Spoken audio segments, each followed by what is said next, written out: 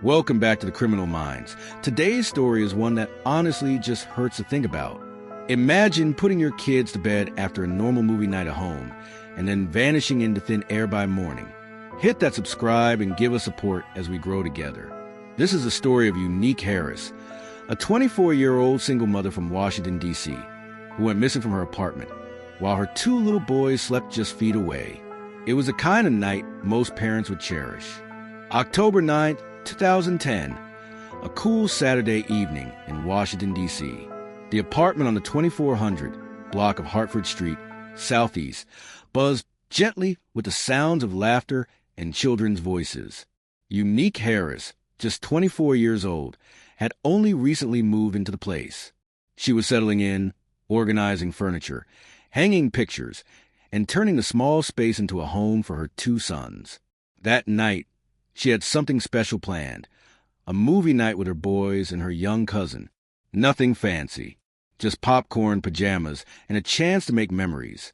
She let them pick the movie. Scooby-Doo, something simple and fun. Unique wasn't the kind of mom to hover, but she was always there, making sure the boys didn't eat too many snacks, that their pillows were fluffed just right, and that their laughs stayed loud but not wild. Her cousin, Tiana, just 9 years old, was excited too.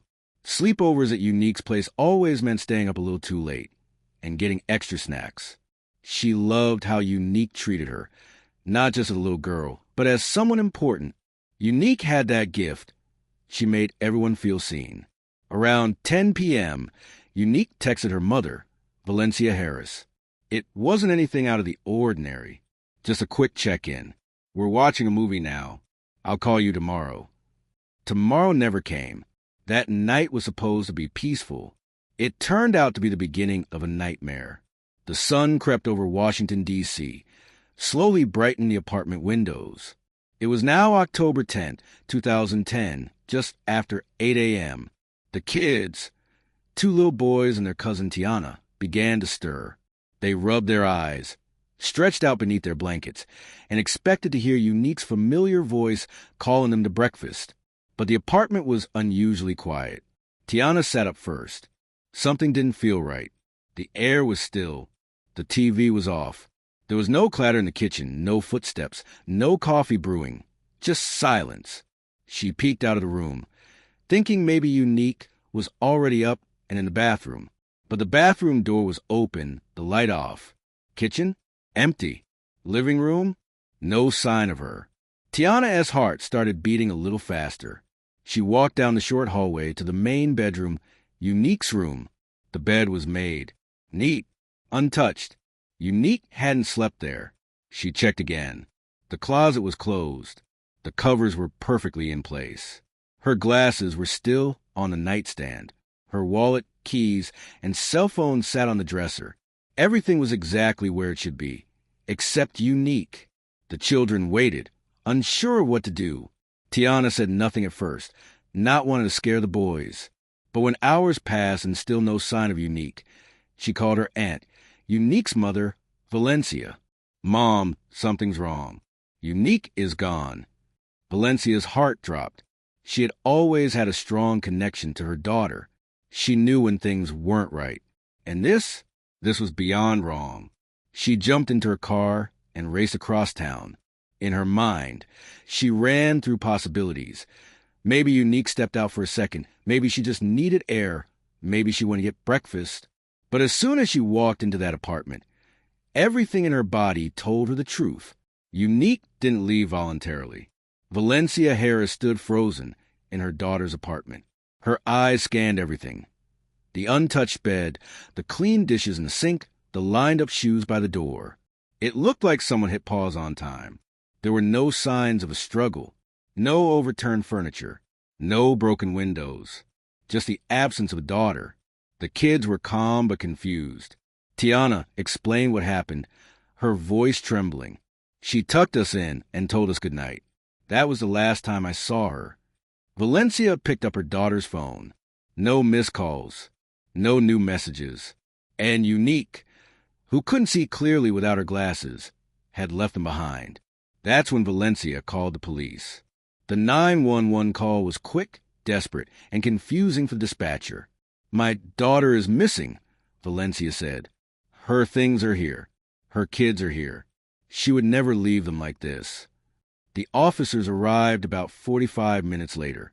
They walked through the apartment, talked briefly to Valencia, asked a few questions, and left.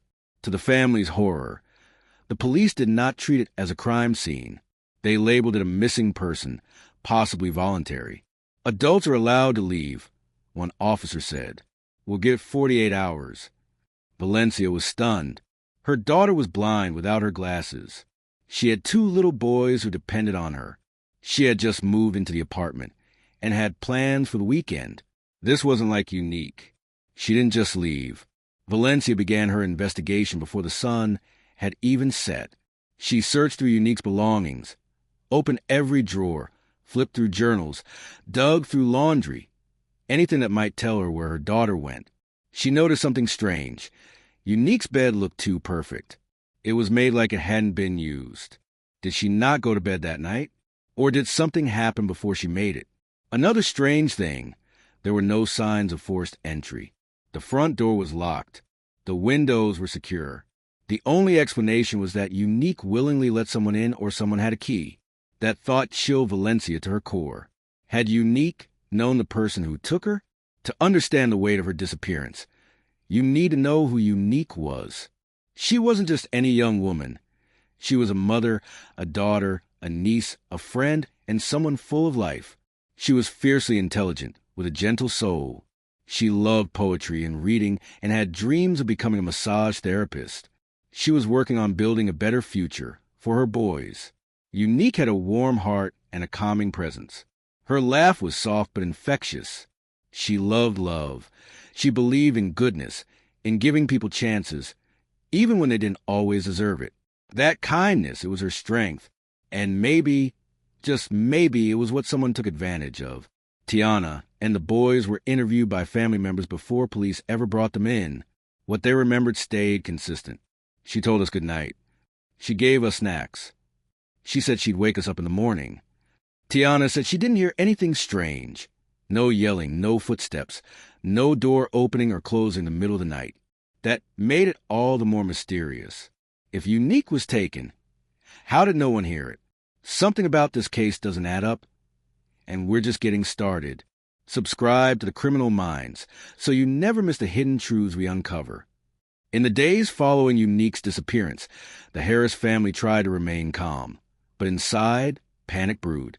Something was wrong, and every hour that passed without news made it worse. Valencia Harris didn't sit around waiting for police updates. She started making a list of people Unique knew: friends, exes, neighbors, co-workers. She called them one by one, asking if they had seen or heard from her daughter. Some said no, some didn't answer, but one name kept coming up. She had a friend she'd been talking to recently. It wasn't serious, more of a rekindled connection. An old flame who had popped back into Unique's life not long before she vanished. A few family members mentioned he had a history. Valencia knew the name, and she didn't like the way it made her feel. So she told the police. Word began spreading across Southeast D.C. A young mother was missing, and the story wasn't getting the attention it deserved. Flyers went up on light poles. Volunteers passed out photos at metro stations. Churches and barbershops posted her picture. Have you seen Unique, Harris? Local news picked it up briefly. A few short reports ran with headlines like, "Mother of 2 missing from D.C. home." But it never made national headlines. Not yet. Valencia organized a candlelight vigil. Dozens came. People cried. Friends held hands. The kids, too young to understand it all, stood by quietly, holding photos of their mother. One of them whispered to Valencia during the prayer, "Is Mommy in heaven?" She held back tears. "Not yet, baby. Mommy's just lost. And we're going to find her." The man Unique had been reconnecting with, let's call him D for privacy, became a strong person of interest in the family's eyes. Valencia knew he had a criminal record. Nothing violent on paper, but she felt something wasn't right. D claimed he hadn't seen Unique the night she disappeared. He denied everything. But when asked to take a polygraph, his answers were inconsistent. More troubling? He had no solid alibi. His phone records were vague. And when family members tried to ask him direct questions, he got defensive, even aggressive. Police interviewed him once and let him go. Valencia begged detectives to dig deeper, check phone records, revisit the apartment, talk to the neighbors again, look into that man. But the responses were slow, detached, passive. We're doing what we can. Still an open case. No updates right now. It felt like they were just waiting for the case to grow cold. Valencia refused to let that happen. She printed more flyers. She posted updates online. She joined forums for missing persons. She even reached out to the Black and Missing Foundation, hoping they could amplify a unique story. They did, and it helped, but still no new leads. It was hard not to notice the difference. When a young white woman went missing, national news aired updates by the hour. But with Unique, one report, maybe two. Valencia asked a reporter once why they weren't covering the story. There's not enough to go on, they said. That response haunted her.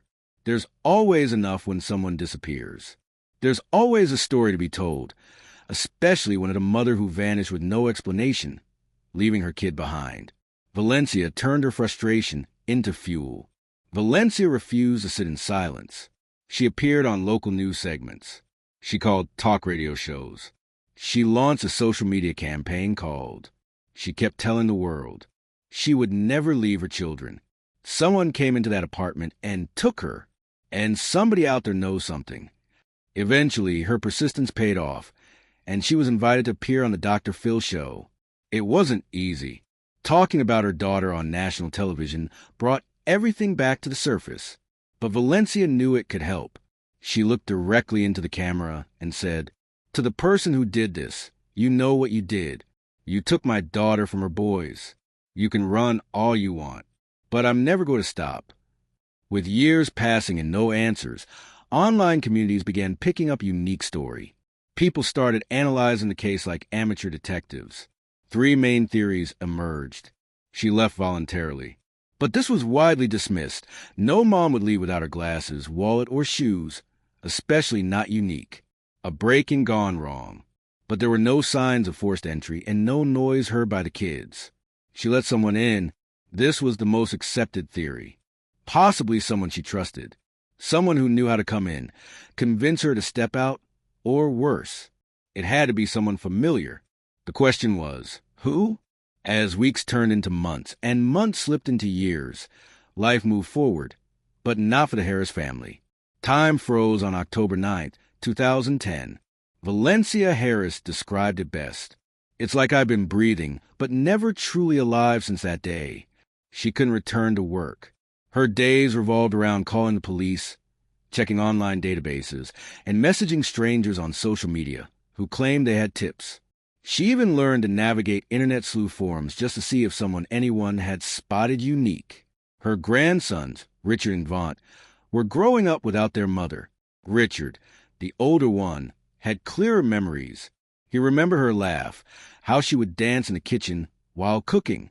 Vaughn was younger. His memories were snapshots. A voice, a hand, a smell. As they grew older, both boys began to understand what happened and what didn't. There was no justice, no answers, no peace. Their grandmother did everything she could, but she couldn't give them the one thing they wanted most. Whereas Mommy and Tiana, now a teenager, carried a different weight, guilt.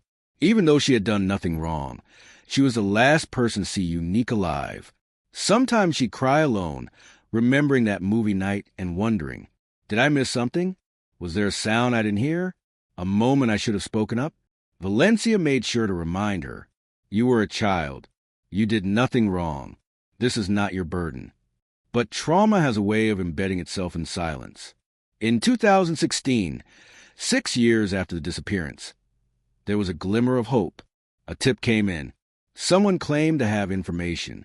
A woman reported hearing from a man at a party who said he knew what happened to that girl from D.C. Police followed up. They brought the man in for questioning. He had known Unique, vaguely. He gave vague answers, but nothing concrete. Still, The family hoped maybe, finally, something would come of it. But days passed, then weeks. The trail went cold again. Nothing.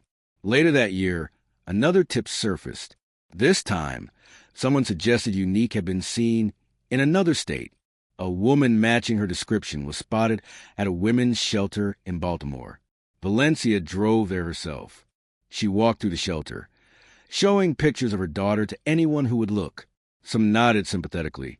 A few said the woman looked familiar, but no one could confirm anything.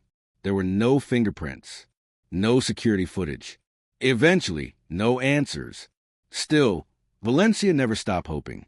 One day, she told a friend, someone will speak. Maybe it'll be guilt.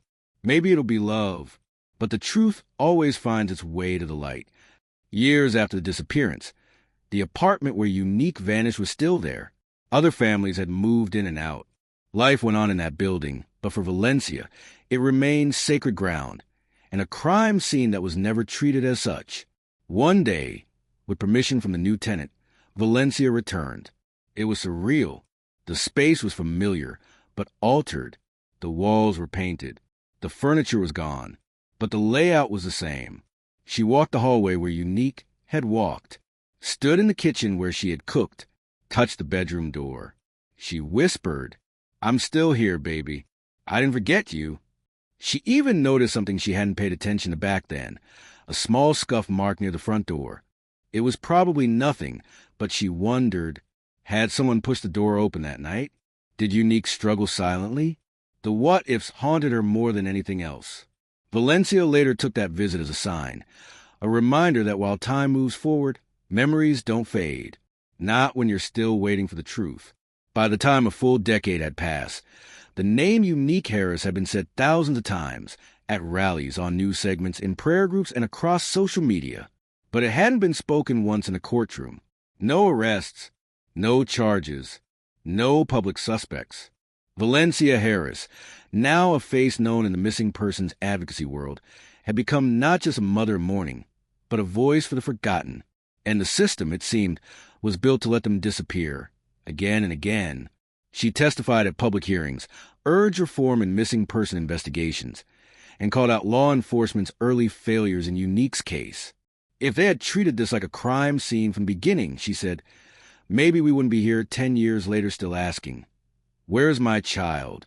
She wrote letters to mayors, governors, and journalists. Some responded with sympathy, fewer with action. But Valencia never let up. She kept the case alive.